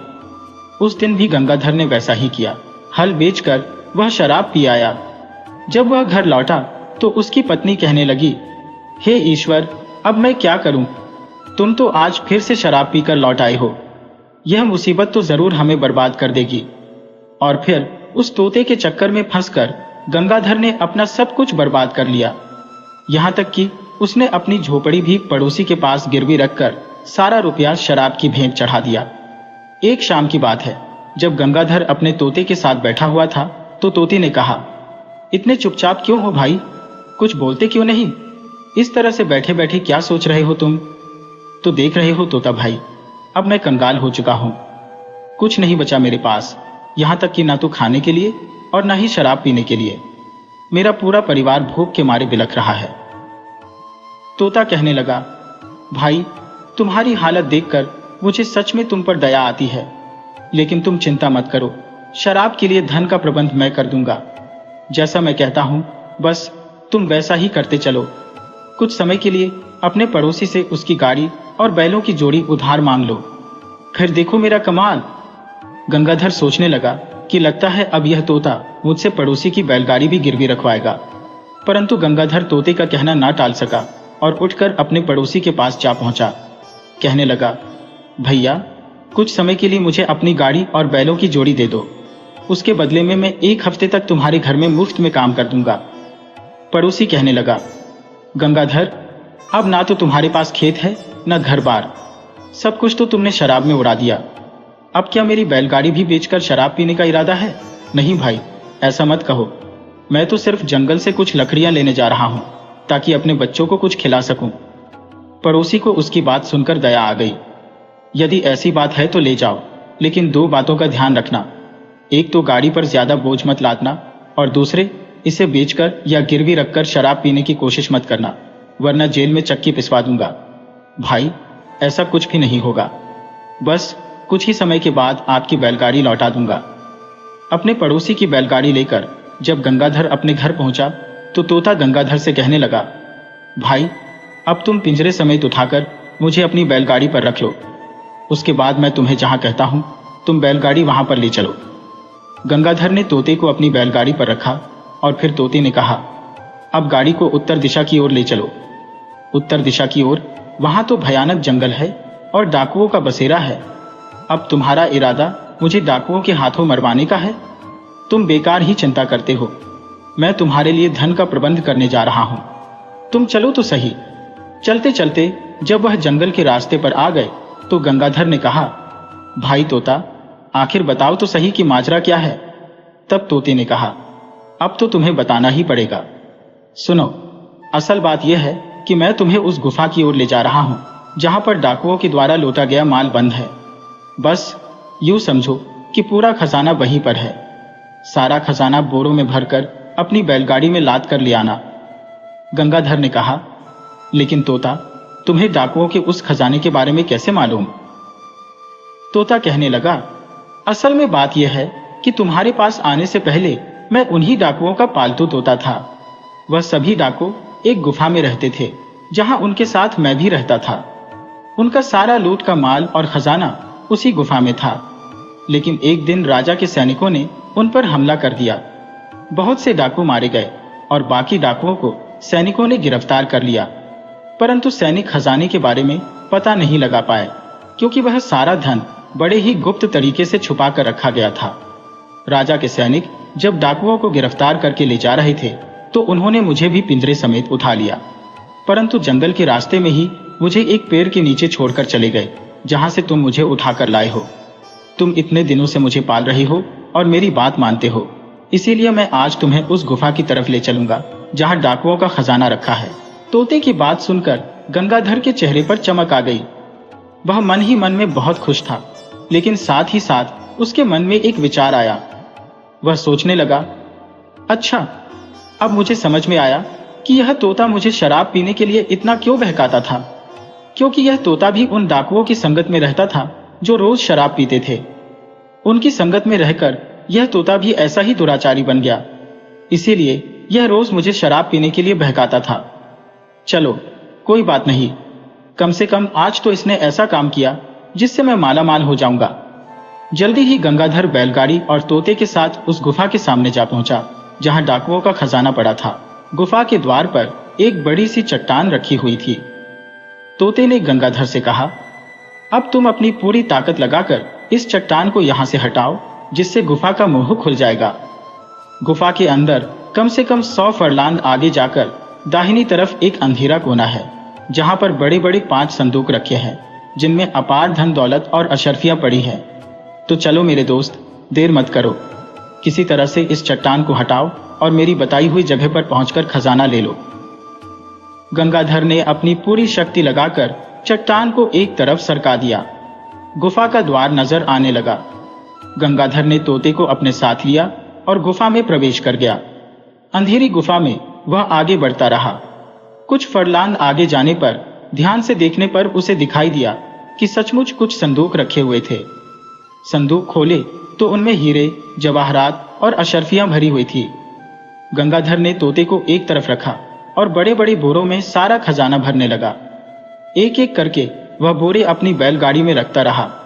जब आखिरी बोरा उठाकर वह गुफा से बाहर आने लगा तो तोता कहने लगा, अरे भाई गंगाधर, खजाने से भरा हुआ आखिरी बोरा भी तुम ले जा रहे हो? परंतु तुम मुझे भूल गए क्या? मुझे भी तो अपने साथ लेते चलो। गंगाधर एक कुटिल मुस्कान चेहरे पर लाकर कहने लगा, अरे तोते, बस अब तुम्हारा काम यहीं तक था। तुम्हारा काम खत्म हो गया। मैं तुम्हें अपने साथ लेकर नहीं जाऊंगा। अब तुम इसी पिंजरे में बंद इस गुफा में पड़े रहना। अगर मैं तुम्हें अपने साथ ले गया तो तुम फिर से मुझे शराब पीने के लिए उकसाओगे, और यह जो इतना सारा धन मिला है यह भी मैं शराब में उड़ा दूंगा। लेकिन ऐसी गलती अब मैं दोबारा नहीं करूंगा। डाकुओं के साथ रहते रहते तुम्हारी बुद्धि भी भ्रष्ट हो चुकी है, जो अब किसी भी तरह से पवित्र नहीं हो सकती। इतना कहकर गंगाधर ने वह आखिरी बोरा उठाया और गुफा से बाहर जाने के लिए चल दिया। पीछे से वह तोता चिल्लाता रहा कि मुझे यहां पर मत छोड़ो, अपने साथ ले जाओ। परंतु गंगाधर पर इसका कोई असर नहीं हुआ। वह गुफा से बाहर आया और उसने चट्टान से गुफा का मुंह बंद कर दिया। खजाने से भरे हुए बोरे लाद कर वह रात के अंधेरे में अपने गांव, अपने घर के बाहर पहुंचा। दबे पांव उसने दरवाजा खटखटाया। उसकी पत्नी ने जब दरवाजा खोला तो वह धीमी आवाज में कहने लगा, भाग्यवान, मेरी बात ध्यान से सुनो। इन बोरों में बेशुमार खजाना भरा है। मैं चुपचाप इन्हें घर के अंदर रख रहा हूं। बिना किसी आवाज के मेरी सहायता करो। दोनों पति पत्नी ने मिलकर वह सारा खजाना अपने घर के अंदर कर लिया। जब सारा काम खत्म हुआ तो गंगाधर ने सारी बात अपनी पत्नी को बताई और यह भी बताया कि किस तरह से वह तोते के बहकावे में आकर शराब की लत में पड़ गया था। लेकिन अब तोते को भी उसने ठिकाने लगा दिया और यह बेशुमार खजाना भी उसका हो गया। सारी बात जानकर उसकी पत्नी बहुत ही खुश हुई। उस दिन के बाद गंगाधर की गरीबी दूर हो गई। उसने अपना व्यापार शुरू किया, अपने लिए एक अच्छा घर बनाया। अब गंगाधर सेठ गंगाधर बन चुका था। सेठ गंगाधर अब सुखपूर्वक अपने परिवार के साथ जीवन बिता रहा था।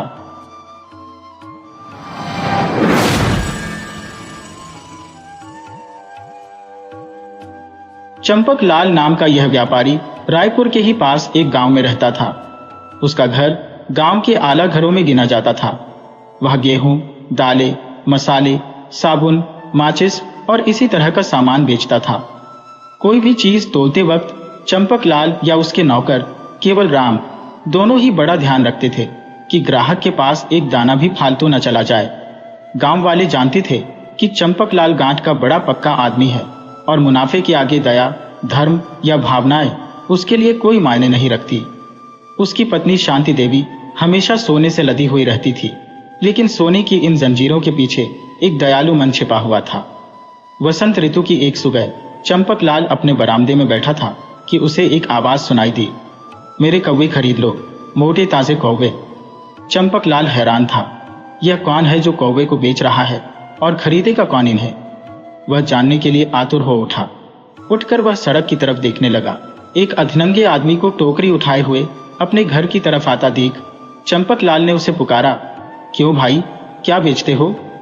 आदिवासी ने जवाब दिया, कौवा बेचता हूं साहब। चंपकलाल बोला, दिखाओ तो सही। बरामदे में आकर आदिवासी ने अपना टोकरा रख दिया और व्यापारी की तरफ देखकर मुस्कुराता हुआ बैठ गया। चंपकलाल ने देखा तो बस देखता ही रह गया। टोकरी के अंदर एक मोटे काले तीतरों का जोड़ा था, जिनका मांस बड़ा ही गर्म और बेशकीमती होता है।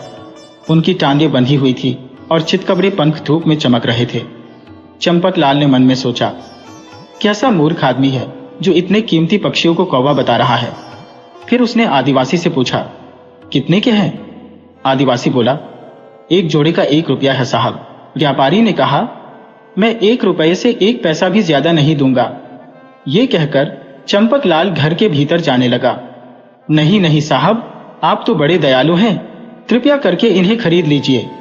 यह कहकर आदिवासी ने पक्षियों को बरामदे वाली सीढ़ी पर रख दिया। चंपकलाल खुद को शाबाशी देता हुआ मुड़ा और गिनकर 1 रुपया आदिवासी के हाथ में थमा दिए। आदिवासी थोड़ा मुस्कुराया और सलाम ठोकते हुए पैसे रख ली। चंपकलाल ने पूछा, तुम्हारा नाम क्या है? आदिवासी ने कहा, जी नथु। ठीक है नथु, अब तुम चलो, चंपकलाल बोला, और अगली बार जब तुम्हें और भी कौवे मिल जाएं तो मुझे जरूर बताना। यह कहकर चंपकलाल कुटिलता से मुस्कुराने लगा। चंपकलाल की पत्नी शांति देवी शुद्ध शाकाहारी थी, इसलिए तीतर बरामदे में चूल्हे पर पकाए गए। जब उसकी पत्नी ने 2 तीतर देखे तो उसकी आंखें मारे हैरानी के खुली रह गईं। शांति देवी ने पूछा, कितने में खरीदा इन्हें? 1 रुपये में, चंपकलाल हंसता हुआ कहने लगा। उसने अपने पड़ोस के गांव से अपने मित्र को खाने की दावत दी और देर रात तक अपनी सूझबूझ पर बहुत ही खुश होता रहा। एक दिन बाद चंपकलाल फिर से अपने बरामदे में बैठा था कि तभी उसने किसी को पुकारते हुए सुना, कोई मेरा सुंदर रंगना ले लो। वही आदिवासी अपने सिर पर तांबे का एक चमकता हुआ घड़ा उठाए चला आ रहा था और पुकार रहा था, कोई है जो मेरा सुंदर रंगना खरीद ले? चंपकलाल को आदिवासी का नाम जैसे रट गया था। उसने आवाज लगाई, अरे नथु, ये रंगना क्या है, जरा यहां तो लिया। नथु बरामदे में गया और एक बार फिर से आकर बैठ गया। घड़े को अपने पास ही रख लिया। चंपकलाल एकटक उसे देखने लगा। बड़ा ही भारी और खूबसूरत माल है, उसने सोचा। वैसे तो घड़ा इस्तेमाल किया हुआ है और जगह जगह उसमें गड्ढे भी थे, पर रोशनी में कैसा चमकता था। इतना पुराना और भारी बर्तन कम से कम 500 का तो होगा ही, चंपकलाल मन ही मन में सोच रहा था। तब उसने आदिवासी से कहा, तुम इसे क्या कहते हो? साहब, यह रंगना है, नथु दांत दिखाते हुए बोला। मेरी माँ का पुराना रंगना, लेकिन कितना मजबूत है, देखिए तो सही। यह कहते हुए नथु ने मटके पर एक थाप लगाई। चंपकलाल ने पूछा, कितने लोगे इसके? नथु बोला, 500 साहब। चंपकलाल की भौहें टेढ़ी हो गईं। बहुत ज्यादा है, वह बोला। कोई दूसरा ग्राहक ढूंढ लो अपने रंगना के लिए। नथु बोला, नहीं नहीं साहब, ऐसा मत कीजिए, आप बड़े अच्छे हैं साहब। अच्छा, आप बताइए, आप कितने देंगे? चंपकलाल ने दृढ़ता से कहा, 80। नथु के चेहरे की मुस्कान गायब हो गई। फिर भी उसने घड़ा उठाया, बरामदे में रखा और अपना हाथ आगे फैला दिया। चंपकलाल ने गिनकर 80 उसे दे दिए। चंपकलाल ने अपनी पत्नी को सारा किस्सा सुनाया और खूब हंसा। शांति देवी बार बार रंगना घुमाकर देखती जाती और हैरान होती जाती, लेकिन उसे उसमें कोई भी कमी नजर न आई। वह बोली, यह तो मोती है जो तुम्हें कौड़ियों के भाव मिल गया। अब तो चंपकलाल हर सुबह अपने बरामदे में बैठा नथु की राह ताकने लगा। उसने उससे कुछ और खरीदने का मन बना लिया था। जिसने भी रंगना देखा था उसकी तारीफ की थी और उसे मुनाफे का सौदा बताया था। व्यापारी को रंगना खरीदे हुए अभी 7 ही दिन हुए थे। वह बरामदे में बैठा था कि उसे नथु आता हुआ दिखाई दिया। नथु चिल्लाते हुए जा रहा था, लपोस लपोस, अरे कोई मेरे अनमोल लपोस खरीदेगा। चंपकलाल ने उसे आवाज दी और वह अपनी पुरानी जगह पर आकर बैठ गया। चंपकलाल ने पूछा, तो बताओ भाई, इस बार वह लपोस क्या बेच रहे हो? यह लपोस होता क्या है? देखिए साहब, आपने ऐसे अनमोल लपोस पहली बार देखे होंगे। यह कहते हुए नथु ने एक चमड़े की पोटली निकाली। उसने पोटली उलट दी और एक एक करके चमचमाते हीरों का ढेर लग गया। चंपकलाल हक्का बक्का रह गया। हीरों की चमक चकाचौंध कर देने वाली थी। कुल 22 हीरे थे, कुछ मटर के दानों जितने छोटे, कुछ कंचों के जितने बड़े। चंपकलाल का मुंह सूख रहा था। वह किसी तरह बोला, कितने पैसे हैं इन लपोस के? नथु पलक झपकाए बिना बोला, 10 लाख रुपए साहब। क्या? 10 लाख? यह तो बहुत ज्यादा है। चंपकलाल ने अभी कहना शुरू ही किया था कि नथु ने उसे बीच में ही चुप करा दिया। ठीक है, पर मैं 1 पैसा भी कम नहीं लूंगा। लपोस मेरे अकेले के नहीं, सारे कबीले के हैं और मुझे लौटकर सबको उनका हिस्सा देना है। चंपकलाल सोचने लगा, छत्तीसगढ़ में हीरों की खदान तो है ही, लेकिन सबको खोदा नहीं गया है। इन आदिवासियों को जंगल का कोना कोना मालूम है। हो सकता है कि वे कई सालों से यह दौलत जमा कर रहे हो। फिर चंपकलाल को नथु की हीरों का सही दाम आंकने की काबिलियत का भी तो पता है। वह सोचने लगा, अगर यह मूर्ख नथु 500 का घड़ा सिर्फ 80 में बेच सकता है, तो जो हीरे यह 10 लाख के बेच रहा है, उनकी असली कीमत क्या होगी? चंपकलाल का दिमाग यह सोचकर चकरा गया। उसने फैसला कर लिया और बोला, अच्छा ठीक है, मैं तुम्हारे लपोस खरीद लूंगा, लेकिन मुझे इतने रुपए इकट्ठा करने के लिए समय तो दो। नथु बोला, साहब आप कितने अच्छे हैं, कितने दयालु हैं। मैं अपनी पत्नी के मामा से मिलकर शाम तक यहीं पर लौटूंगा। यह कहकर नथु वहां से चला गया। उस दिन चंपकलाल ने अपना सारा सामान, जमा पूंजी और पत्नी के अधिकांश गहने बेच डाले। नथु के आने से कुछ समय पहले ही उसने 10 लाख रुपए जुटा लिए और जब नथु वहां पर आया तो नथु के दांत भी चमक रहे थे और हीरे भी। सांझ हो चुकी थी। दीपक की रोशनी में हीरे चमचमा रहे थे। चंपकलाल ने हीरे गिने, उन्हें ठोक बजाकर देखा और फिर पैसे दे दिए। आदिवासी ने पैसों को कपड़े में बांधा और अपनी कुल्हाड़ी के साथ उसे भी अपने कंधों पर लटका लिया। फिर उसने चंपकलाल को सलाम बजाया और घने जंगल में गायब हो गया। हीरे लेकर चंपकलाल बहुत ही खुश था। मारे खुशी के उसे उस रात नींद ही नहीं आ रही थी। वह सारी रात करवटें बदलता रहा और सोच रहा था कि सुबह जब वह ये हीरे बेचेगा तो एक ही झटके में करोड़पति बन जाएगा। चंपकलाल सुबह जल्दी से तैयार हुआ और अपनी पत्नी को बताकर शहर के लिए निकल गया। शहर में पहुंचकर चंपकलाल एक जौहरी की दुकान पर पहुंचा। वह जौहरी चंपकलाल को पहले से ही जानता था। चंपकलाल को आते देखकर उसने कहा, राम राम सेठ जी, आज कैसे आना हुआ? चंपकलाल ने कहा, भाई आज तो बहुत ही जरूरी काम है। और फिर चंपकलाल ने वह हीरे उस जौहरी को दिखाए। जौहरी ने हीरे जांचे और अपना सिर हिलाते हुए कहने लगा, चमकते तो बहुत है, पर यह हीरे नहीं है, कांच है, सिर्फ कांच। यह सुनते ही चंपकलाल के तो मानो होश ही उड़ गए। उसके पांव तले से जैसे जमीन ही खिसक गई। सस्ते सौदे और मुनाफे की सब योजनाएं धरी की धरी रह गईं। उसने तो सोचा था कि वह आदिवासी को मूर्ख बना रहा है, परंतु असल में नथु ने यह जाल फेंका था और चंपकलाल उसमें फंस गया। छत्तीसगढ़ के लोग यह कहानी कविता के रूप में सुनाते हैं, जो कि कुछ इस तरह से है। कौवा का धोखा में तीतर बिका और बकाई रंगना, अब जो पड़े लपोस धमाका, ना घर सोहे ना अंगना।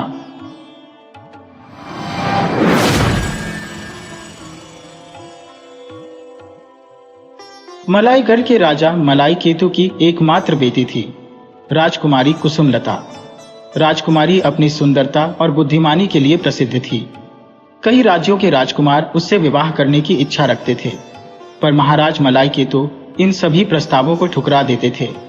इसकी वजह यह नहीं थी कि वे राजकुमार योग्य नहीं थे, बल्कि महाराज की चिंता थी कि उनकी इकलौती बेटी उनसे दूर हो जाएगी। महाराज मलाई केतु अपनी बेटी कुसुमलता से बहुत प्रेम करते थे और उसे अपने पास ही रखना चाहते थे।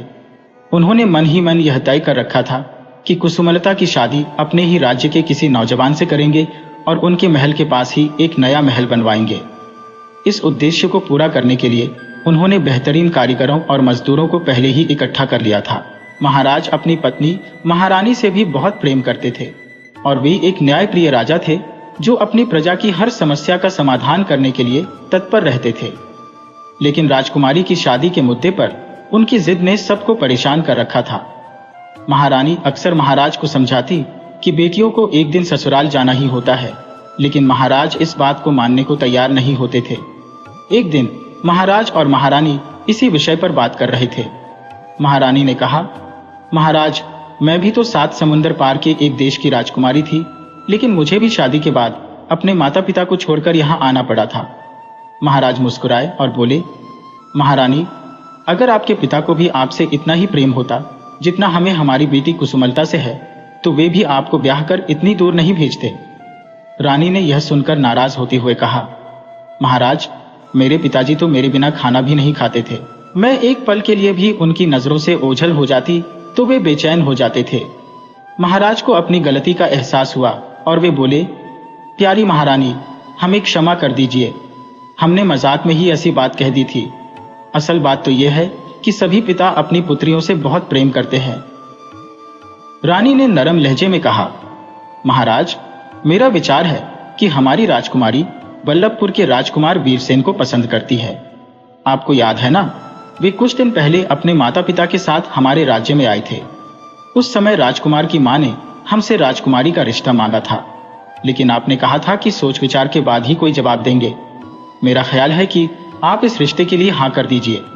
राजकुमार वीरसेन हमारी बेटी को बहुत खुश रखेगा। महाराज ने रानी की इस बात का कोई जवाब नहीं दिया और वहां से उठकर चले गए। असल में वल्लभपुर राज्य मलाईगढ़ राज्य से काफी दूर था और महाराज नहीं चाहते थे कि उनकी बेटी इतने दूर के राज्य में ब्याह कर जाए। महाराज मलाईकेतु के दरबार में एक बहुत ही बुद्धिमान और वफादार मंत्री था। मंत्री का एक नौजवान बेटा था जिसका नाम विक्रम था। विक्रम तलवारबाजी और निशानेबाजी में माहिर था और उसकी शक्ल सूरत ऐसी थी कि जो भी उसे देखता ही रह जाता। राजकुमारी कुसुमलता और विक्रम का बचपन एक साथ ही बीता था। महाराज और महारानी विक्रम को अपने बेटे की तरह प्यार करते थे और यही कारण था कि विक्रम की शिक्षा भी राजकुमारी के साथ ही हुई थी। वे दोनों एक दूसरे के बहुत ही अच्छे दोस्त थे और सुख दुख के साथी भी थे। एक दिन की बात है, गर्मियों की दोपहर थी और सभी लोग खाना खाकर अपने अपने कमरों में आराम कर रहे थे। थोड़ी ही देर में एक दासी भागती हुई महारानी के पास आई और कहने लगी, महारानी जी, जल्दी जल्दी मेरे साथ चलिए, राजकुमारी की तबीयत अचानक खराब हो गई है। दासी की बात सुनकर रानी घबरा गई और दौड़ती हुई राजकुमारी के कमरे में पहुंची। उन्होंने देखा कि कुसुमलता अपने बिस्तर पर लेटी हुई थी। ऐसा लग रहा था जैसे वह सो रही हो।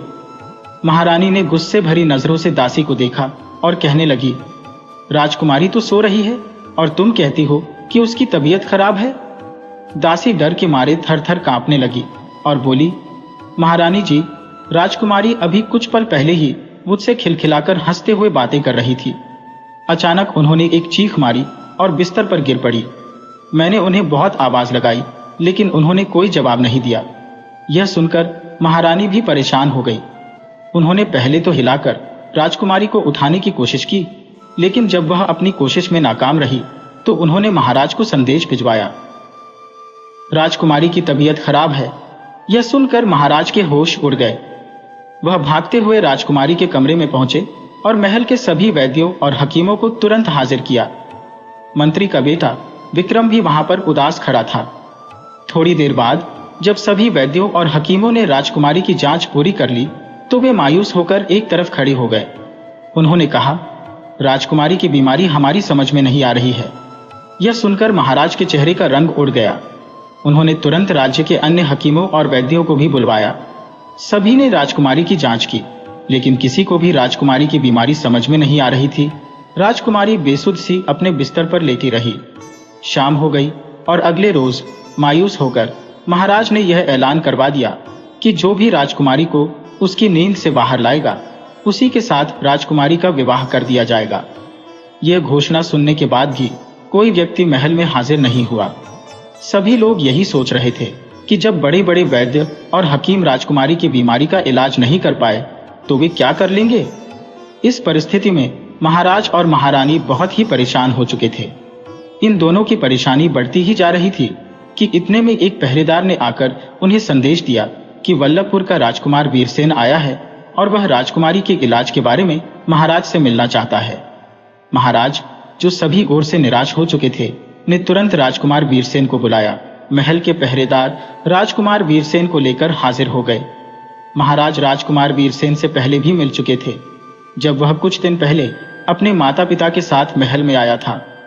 राजकुमार वीरसेन ने महाराज को बड़ी ही विनम्रता से प्रणाम किया और कहने लगा, महाराज, मैं अपने कुछ साथियों के साथ शिकार पर निकला हुआ था।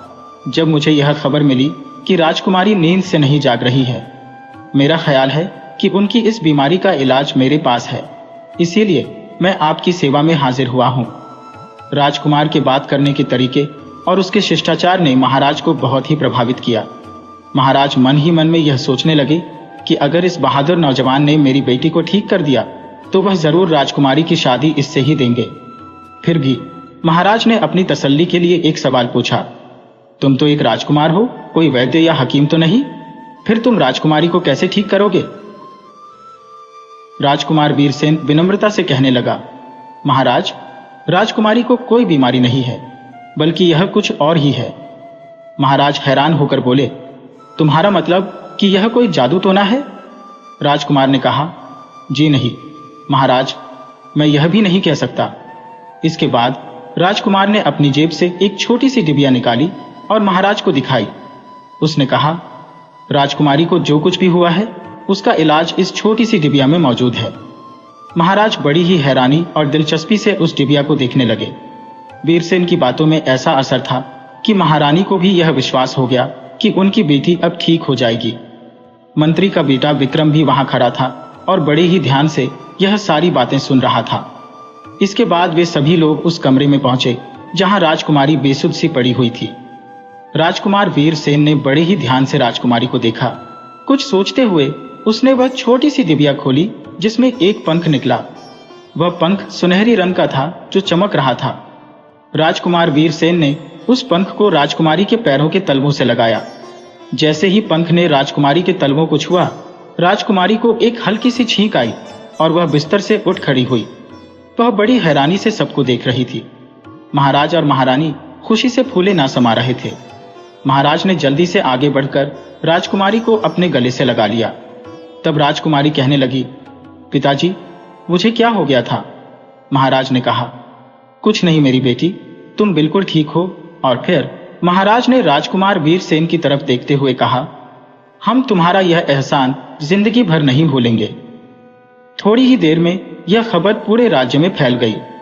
इस खुशी के मौके पर महाराज ने गरीबों के लिए खजाने के मुंह खोल दिए।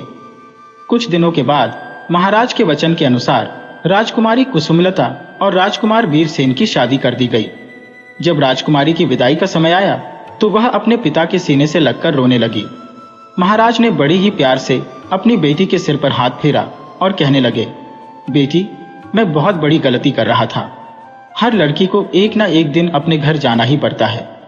यह तो हमारे लिए बड़े ही सौभाग्य की बात है कि तुम्हारी शादी राजकुमार वीरसेन जैसे सुंदर और बहादुर राजकुमार से हो रही है।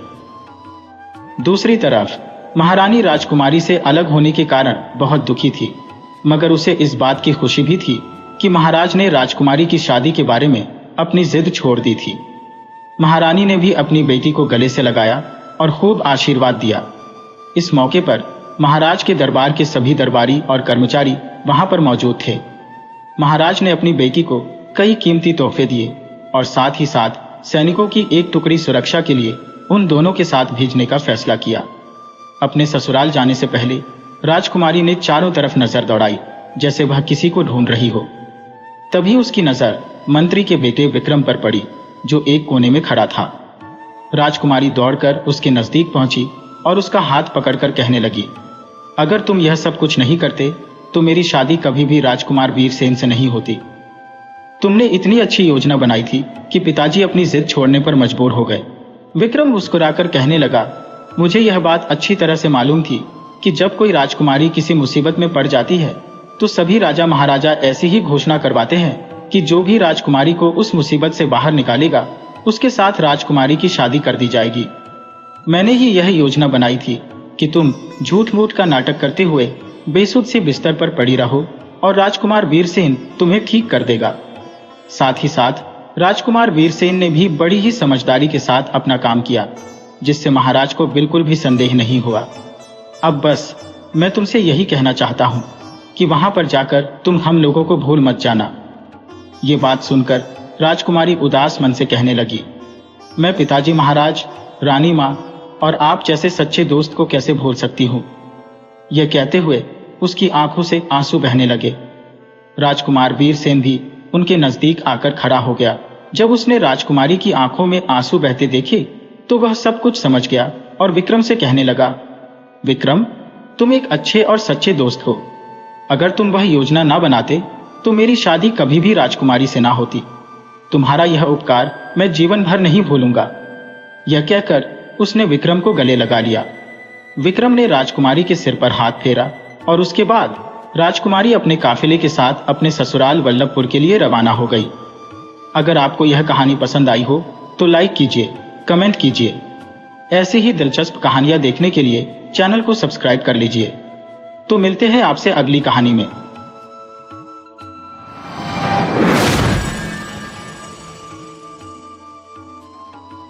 वीडियो अच्छी लगी हो तो इसे लाइक करें और ऐसी ही मजेदार कहानियों के लिए चैनल को सब्सक्राइब करें और बेल आइकन दबाएं। ज़्यादा से ज़्यादा अपने दोस्तों को शेयर करें। धन्यवाद।